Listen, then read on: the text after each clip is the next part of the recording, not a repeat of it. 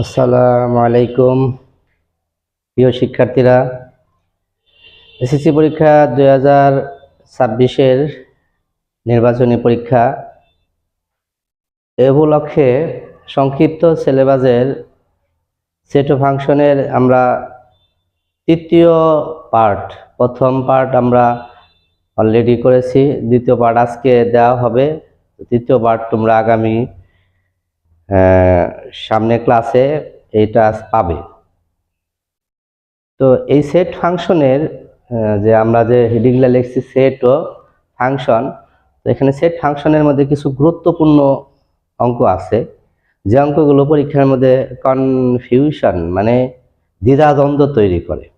তার মধ্যে হলে যে গত ক্লাসে আমি এই 2 নাম্বার অঙ্কর আলোকে এখানে তখন একই রকমের অক্ষর ছিল, একটা অঙ্ক আমি গত একটা ক্লাসে করাইছি।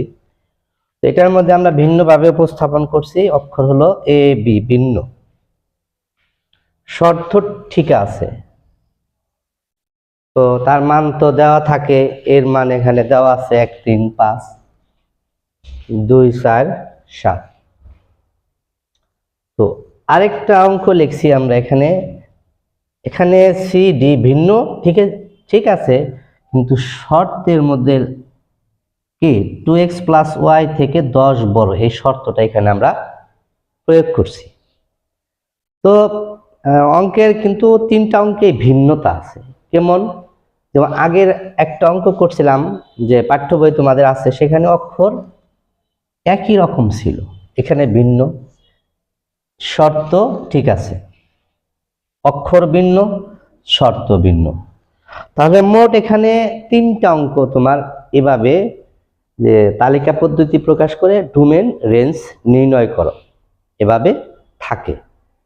তো আমরা প্রথমে যে একটা অঙ্ক দিছি, ছোট্ট একটা অঙ্ক দিছি 1 নাম্বার, এই অঙ্কটা তোমার কয়েকভাবে আসে। তাহলে একটা হলো জ্ঞানমূলক আকারে আসতে পারে, আরেকটা ভাবে আসতে পারে হলো সংক্ষিপ্ত প্রশ্ন আসতে পারে, আরেকটা ভাবে আসতে পারে হলো তোমার এমসিকিউ, এই প্রশ্নটা আসতে পারে। তো আমরা 1 নাম্বার অঙ্কটা সলিউশন করে সমাধান করব।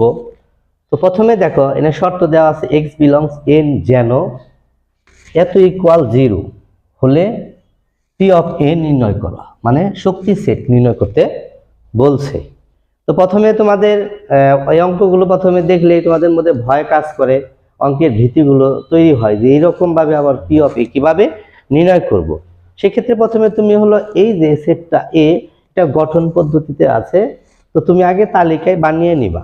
তো প্রথমে তুমি আগে, যেহেতু আমরা কোনো কিছু লিখবো না, ডাইরেক্ট আমরা অঙ্কে চলে যাব। a ইকুয়াল দেওয়া আছে কত, a equal x belongs n যেন x² - 10x + 24 ইকুয়াল 0। তো এটা দেওয়া আছে। তারপর তুমি লিখবে এখন লেখো, এখন লেখা এই ব্র্যাকেটের এই অংশটুকুর কাজ তোমরা করবা। তো x² - 10x + 24 এত ইকুয়াল 0। তারপরে দেখো এখানে অঙ্কটা কি করা যায়, মিডল টার্মে ধ্রুবক পদ প্লাস আছে, ধনাত্মক আছে, তো মাঝখানে মাইনাস। তাহলে নিশ্চিতভাবে তোমার উৎপাদকের বিশ্লেষণের যে 3টা নিয়ম আছে, দ্বিতীয় এক নিয়মে অনুসরণ করবা। কিভাবে? মাঝখানে যেহেতু মাইনাস, তাহলে ধ্রুবক প্লাস, তাহলে দুইটাই মাইনাস হবে।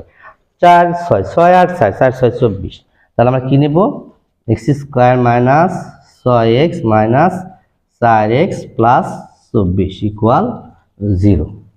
তো এখানে অঙ্কের ফিনিশিং দিয়ে দেই, কিভাবে হবে, এখান থেকে x কমন নাও, x কমন নিলে তাহলে x মাইনাস কত হয় 4, প্রথমটা হলো x - 6, তারপরে -4 কমন নাও, তাহলে x - 6 ইকুয়াল 0।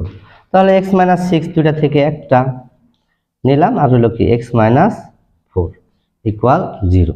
তাহলে তোমরা এখানে কাজটা করবা হয় অথবা, হয় x - 6 ইকুয়াল 0, সুতরাং x এর মান 6 বের হইল,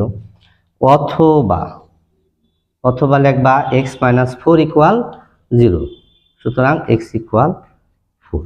তাহলে দেখো দুইটা মান আমার বের হয়ে গেল, x এর মান দুইটা বের হয়েছে, তো এখানে একটা জিনিস খেয়াল করবা, তোমাদের মধ্যে এখানে আবার একটা জিনিস কনফিউশন লাগতে পারে, তা হলো যে যেহেতু মান আমার দুটাই ধনাত্মক, এন অক্ষরটা আছে, এনটা হলো স্বাভাবিক সংখ্যা।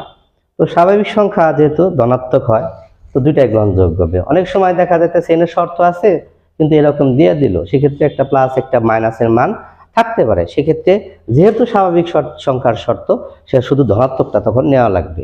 আবার এখানে জেড থাকতে পারে, তো জেড দ্বারা শর্ত থাকতে পারে, জেড থাকলে তখন প্লাস মাইনাস, যেহেতু জেড হলো পূর্ণ সংখ্যা, সেক্ষেত্রে ধনাত্মক ঋণাত্মক দুটাই গ্রহণযোগ্য হবে।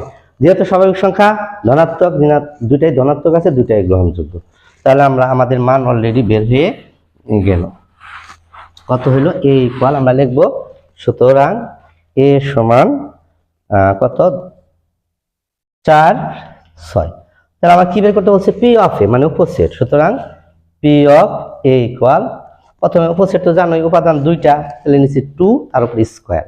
সূত্র হলো 2 তারপরে স্কোয়ার, তাহলে 4, 4টে উপাদান হবে। তো 4টে উপাদান, প্রথমে এক উপাদান 4, তারপরে দিব কি 6, তারপরে দিব হলো 4, 6, তারপরে ফাঁকা সেট। তো সেকেন্ড ব্র্যাকেট দা ক্লোজ করে দাও। তো এই যে একটা ইম্পর্টেন্ট, এটা কিন্তু 3 ভাবে থাকতে পারে, জ্ঞানমূলক থাকতে পারে, সংক্ষিপ্ত থাকতে পারে, আবার বহু নির্বাচনীতে থাকতে পারে। ঠিক আছে, অঙ্কটা আমাদের শেষ।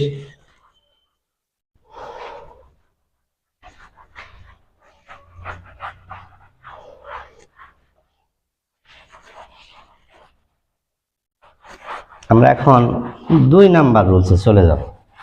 2 নাম্বার অঙ্কে চলে যাব। তো 2 নাম্বার অঙ্কটা একটু ভালো করে খেয়াল করবা। প্রথমে দেওয়া আছে লিখবা এই শর্ত, তারপর লিখবা এবং দিয়ে দুইটা মান লিখবা, একটা এ এবং বি, দুইটা মান লিখে নিবা। তো 2 নাম্বার সমাধান দেওয়া আছে এ দেওয়া আছে 1, 3, 5, আর বি দেওয়া আছে 2, 4, 7, এবং একটা শর্ত দেওয়া আছে এস ইকুয়াল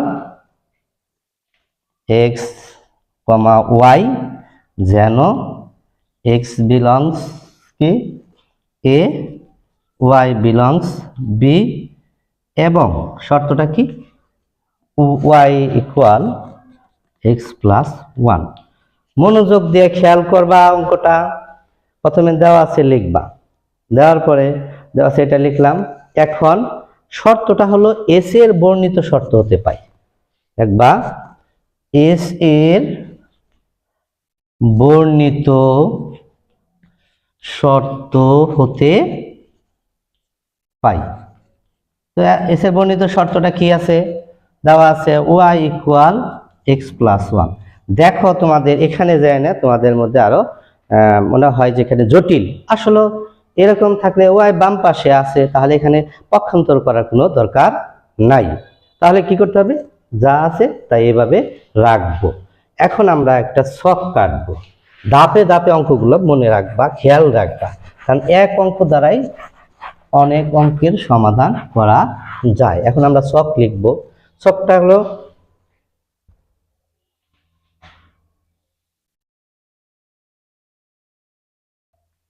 কয়টা মান? 3টা, 1, 2, 3টা। তাহলে এখানে এক্স, এখানে ওয়াই, এই 3টা মান। 3টা মানের মধ্যে 1, 3, 5, 1, 3, 5, কারণ বলাই আছে যে এক্স বিলং সি, যে কোনো একটা দ্বারা তুমি শুরু করবা। তো এটা এখন এস এর বর্ণিত শর্ত হতে পারে লেখার পরে এখন এখানে একটা লাইন লিখে নিতে পারো তোমরা। এখন প্রত্যেক এক্স বিলং সি দিলাম, যেহেতু সির মানটা এখানে লিখছি। এক্স বিলং সি এর জন্য কি মান নির্ণয় করব? Y equal X plus 1। এত এর মান কি করি? নির্ণয় করি। তো এটা বোঝার স্বার্থে আমি আগে এই লাইনটা পরে লিখলাম, এই জন্যই, যেহেতু অক্ষর আছে সি আর ডি, তো এখানে কোন অক্ষর দিবা? যেহেতু আমরা এখানে সি ব্যবহার করছি, তাহলে সির মান এখানে এক্স, এই সি এক্স এর মানগুলো, যে এখানে যে সির মানগুলো, এই যে সি মান দেওয়া আছে, 2টা মান দেওয়া আছে, একটা হলো সি আর একটা ডি, আমরা লিখে নিছি দেওয়া ছিল দুইটা মান দেওয়া ছিল, একটা হলো সি আর ডি। না, এখানে এক্স বিলং সি না, এখানে অক্ষর একটা মিস্টেক হচ্ছে। একটা জিনিস খেয়াল করো, তোমরা হয়তো ধরতে পারো এক্স বিলংস এ, যেহেতু আমরা এ আর বি এটা ব্যবহার করছি, যে এখন প্রত্যেক এক্স বিলংস এ আর বি, আমরা এর মানটাকে, এই যে মানটাকে আমরা কি করলাম, এক্স এ রূপান্তর করলাম। তাহলে এক্স এর মানগুলো লিখছি, লেখার পরে তো তোমাদের কাজটা করতে হবে যে এই মানগুলো এই শর্তের এখানে বসাইতে হবে। তাহলে প্রথমে এক্স এর মান বসাও, এখানে এক্স 1, এখানে 1 যোগ 1, তাহলে নিচে নিচে 2 হয়। 3 বসাও, 3 আর 1, 3 আর 1 এখানে হয় 4, আর তারপরে বসাও 5 আর এনে 1, তাহলে 6।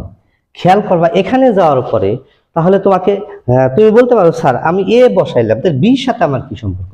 সম্পর্ক হলো এই জন্যই তোমার শর্তের মধ্যে এ দেওয়া আছে, দেখো এই যেখানে এখানে যে শর্তটা দেওয়া আছে, এই শর্তের সাথে তোমাকে সামঞ্জস্য রাখতে হবে। তাহলে যে নিচের মানগুলো আসছে, কোন মানটা বির মধ্যে নাই? দেখো এই 6 কিন্তু এই বির মধ্যে নাই। তাহলে তুমি কি লিখবা?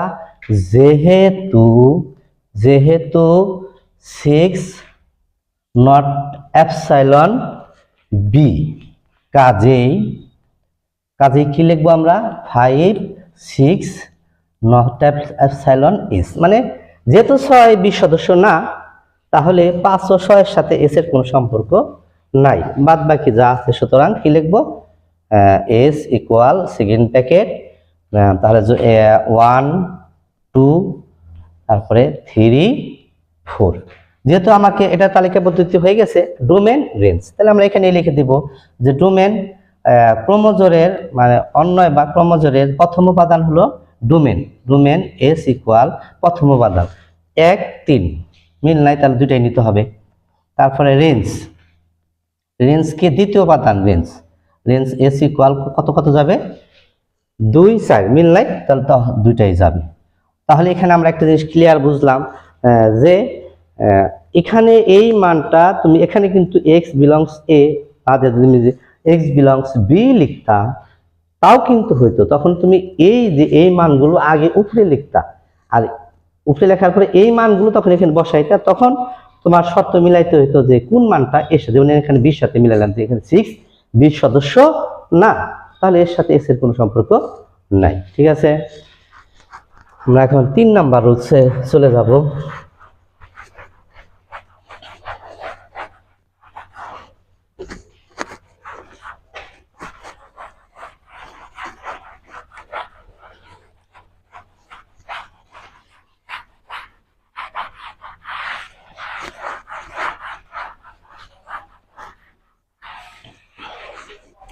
মাঝখানে আছে, মাঝখানে রাখবো, মাঝখানে থাকবে, এখান থেকেই করব। প্রথমে দেওয়া আছে লিখবা 3 নম্বর সলভ দেওয়া আছে, সি দেওয়া আছে 1 3 5, ডি দেওয়া আছে 2 4 7, এবং শর্তটা লিখে দাও। শর্তটা হলো S equal X comma Y, যেন X belongs C, Y belongs D, এবং 2x প্লাস ওয়াই থেকে 10 বর্গ, এই শর্তটুকু দেওয়া আছে। দেখো তোমরা এই অঙ্কটা আমরা দুইভাবে করতে পারো। একটা হলো যে আমরা আগে যে অঙ্কটা করলাম ওই পদ্ধতিটা অনুসরণ করে, আর আরেকটা আছে অন্যয়ের সম্পর্কের সাথে খেয়াল রেখে করবো অঙ্কটা। তাহলে আমাদের সি আছে ডি আছে, যেহেতু এটা আমাকে কি বলছে, তালিকা পদ্ধতি প্রকাশ করে ডোমেন রেঞ্জ, সেক্ষেত্রে তুমি প্রথমে লিখবা, সুতরাং ডাইরেক্ট লিখবা সি গুণন ডি। সি কি 1 3 5 গুণন ডি হলো 2 4 7। যেহেতু তোমাদের আগের একটা ক্লাসে এরকম বোঝানো হয়েছে, এই গুণগুলো কিন্তু সাধারণ গুণের মতো হবে না, এগুলো হলো কার্টেসীয় গুণন বা ক্রস গুণন। তাহলে কি কি যাবে? প্রথমে ফার্স্ট ব্র্যাকেট এবং কমা 1 2, তারপরে 1 4, তারপরে 1 7, তারপর 3 2 3 4 3 7, তারপরে আছে 5 2 5 4 5 7, সেকেন্ড ব্র্যাকেটটা ক্লোজ করে দাও। আমার গুণনের কাজ শেষ, কার্টেসীয় গুণন করছি, করার পরে আমরা এই শর্তের সাথে মিলাবো কোনটা এখানে গ্রহণযোগ্য হবে। এখানে এটা প্রথমটা হলো x, এটা y, x y, তো x এবং y এর মান আমরা এখানে বসাবো, তারপরে 10 বড় ওই শর্তটা গ্রহণ হবে। 1, x এর মান 1, তাহলে 2 × 1, 2 অক্ষে 2 আর y এর মান 2, 4, তাহলে নিশ্চিত এই শর্তটা আমার গ্রহণযোগ্য। তাহলে একটা গেল, তারপরে এখানে 1 বসাও, 2 আর হলো 4 6, এটাও গ্রহণযোগ্য। এখানে এটাও 1 বসাও, 2 আর 7 9, এটাও গ্রহণযোগ্য। তারপরে বসাও 3 3 দুগুণে 6 আর 2 6 আর 2 8, এটাও গ্রহণযোগ্য। তারপরে বসাও 3 দুগুণে 6 আর 4 10, না ইকুয়াল যেহেতু দেয় নাই তাহলে এটা যে গ্রহণযোগ্য নয়। তাহলে পরেরটা যাব 3, এটা 3 দুগুণে 6 আর 7, এটা বাদ, এটাও ক্রস, তাহলে এগুলো আর যাবে না। তাহলে বাদ বাকি কি লিখতে পারি আমরা? সুতরাং s ইকুয়াল কি লিখবো?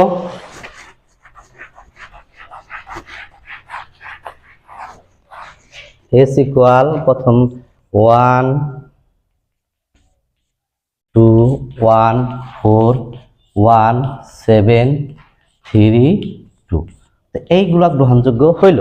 তো এখন আমরা বলছে কি ডোমেন ও রেঞ্জ। আচ্ছা, ডোমেন কি যাবে তাহলে? সুতরাং ডোমেন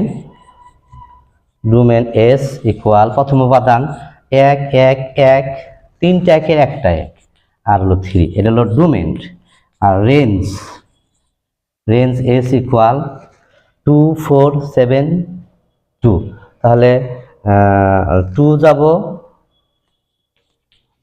তারপরে 4 যাবে আর 7 যাবে, যেহেতু 2 দুইটা থেকে একটা, প্রথম 2 4 7, তো 2 দুইটা থেকে একটা 4 7, তাহলে ডোমেন রেঞ্জ হয়ে গেল। তো 3টা অঙ্ক হইল। তো আমরা আরেকটা ইম্পর্টেন্ট পাঠ্য বই থেকে একটা অঙ্ক করব, যে অঙ্কটা তোমাদের খুবই কমন, পরীক্ষা আসার মতো, খেয়াল করে দেখবা। যেমন পাঠ্য বই সৃজনশীলের একটা অঙ্ক করব। সৃজনশীল একটা অঙ্ক আছে তোমাদের এখানে, যে অঙ্কটা নিয়ে অনেকেই ভয়ভীতি কাজ করে। যেমন 42 পৃষ্ঠা সৃজনশীল 23-এর খ, 42 পৃষ্ঠা সৃজনশীল 23-এর গ নম্বর অঙ্কটা খেয়াল রাখো। 42 পৃষ্ঠা সৃজনশীল 23-এর খ, তো উপরে দেওয়া আছে ওয়াই, এরকম দেওয়া আছে y equal f of x equal দেওয়া আছে 4x মাইনাস 7, তারপরে আছে হলো আমার 2x মাইনাস 4। তো এটা দিয়া ওনারা বলছে দেখাও যে এত হলে দেখাও যে কত f of y equal x, এটা দেখাইতে বলছে, এতটুকু দেওয়া আছে। তো প্রথম তোমার যে কাজটা করবা, যেহেতু অঙ্কটা একটু ক্রিটিক্যাল মনে হচ্ছে, তাহলে y সমান এটা, f সমান এটা, তাহলে আমরা প্রথমে লিখবো। সুতরাং y ইকুয়াল কি লিখবো? 4x মাইনাস 7, এখন ডাইরেক্ট দিয়ে দিলাম, এখন লিখে, আর 2x মাইনাস 4, এবং f অফ x ইকুয়াল এটা লিখবো হলো 4x মাইনাস 7 আর 2x মাইনাস 4, লিখলাম y সমান লিখলাম। তো আমরা এখন এখানে যাওয়ার পরে কি করব? যেহেতু আমাকে f অফ y, তাহলে তুমি এখানে কি আছে, ডাইরেক্ট f অফ x এর জায়গায় f অফ y দিয়ে দাও, দিলাম। তো এখন আমরা কি করলাম, এখানে চলক কি করলাম, পরিবর্তন করলাম।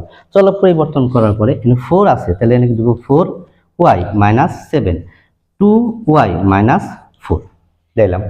দেখো তোমরা এখানে যাওয়ার পরে যে চলক পরিবর্তন করলাম কি জন্য, আমরা যে টেকনিক্যালি যে ওই যে প্রমাণ করার f of y equal x প্রমাণ করার জন্য, যেহেতু আমাকে বাম পাশে fy রাখতে হবে, তো y একটা মান আমার এখানে বের করা আছে।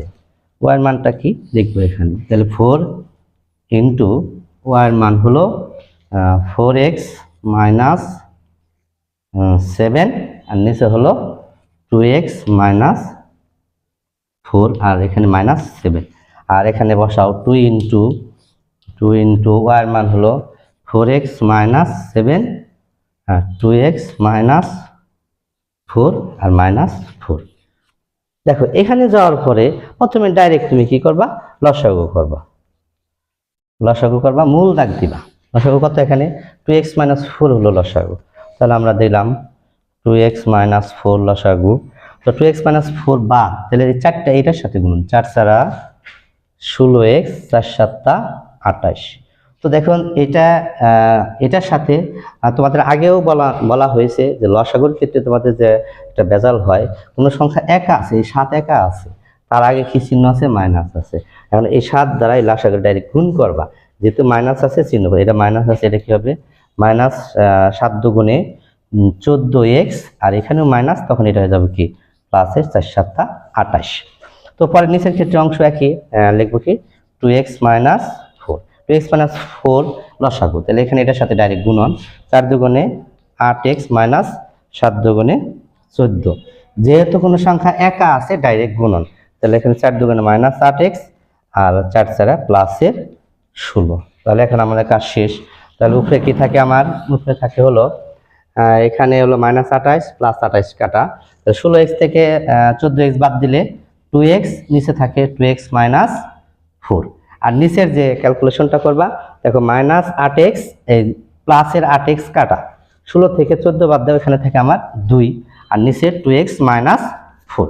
এখন এটা হলো আমার যে ক্যালকুলেশনটা আছে, উপরে ভগ্নাংশ নিচেও ভগ্নাংশ। সেক্ষেত্রে তোমার হলো ভগ্নাংশ উপরে নিচে থাকলে ওটা কি করতে হয়, গুণন চিহ্ন দিয়ে উল্টিয়ে দিতে হয়। তাহলে কি করব, আমরা মূল প্রথম উপরেরটা আগে লিখবা, 2x, নিচে লিখবো হলো 2x - 4 গুণন চিহ্ন দিয়ে। তাহলে 2x - 4 উপরে, নিচে হলো আমার 2। তাহলে এই গুণনের ক্ষেত্রে মিললো, কাটা গেল, এই 2 আর এই 2 কাটা। তাহলে সুতরাং আমরা ডাইরেক্ট লিখতে পারি, এখানে আমার কি থাকে, এখানে শুধু এই 2 কাটা, শুধু x আছে। তো এক্সটা আমরা শুরুটা করছিলাম কি দ্বারা, f(y), সুতরাং আমরা ডাইরেক্ট লিখতে পারি f(y) = x। এটাই হলো আমার শুট। ঠিক আছে, গুরুত্বপূর্ণ সেট ও ফাংশনের আজকে ফাইনাল ক্লাস শেষ হলো। তো আমরা 3টা ক্লাসের মাধ্যমে সেট ও ফাংশনের গুরুত্বপূর্ণ অঙ্কগুলো সামনে 2026-এর এসএসসি পরীক্ষা এবং নির্বাচনী পরীক্ষা উপলক্ষে অঙ্কগুলো আমরা উপস্থাপন করলাম। ওকে, আল্লাহ হাফেজ।